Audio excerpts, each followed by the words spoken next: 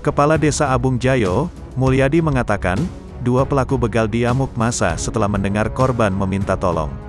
Satu pelaku tewas dan satu pelaku lain diamankan di rumah Kades Abung Jayo, Mulyadi, hingga berhasil dievakuasi ke Polres Lampung Utara.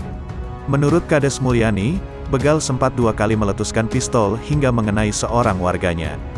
Pelaku begal sempat dua kali menembakkan senjata api, tembakan itu mengenai kaki warga, katanya. Melihat hal itu, warga makin menjadi-jadi. Mereka mengepung dua begal itu. Satu begal tertangkap dihakimi hingga tewas.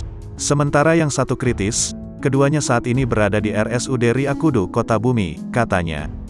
Hal ini juga dibenarkan oleh Kapolsek Abung Selatan, Ajun Komisaris Suryadinata.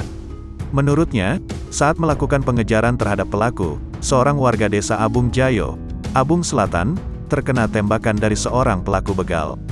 Adapun identitas korban warga yang tertembak bernama Warman, 35, warga desa Abung Jayo, Abung Selatan. Korban terkena tembakan di kakinya, namun hanya serpihan proyektil, jelasnya.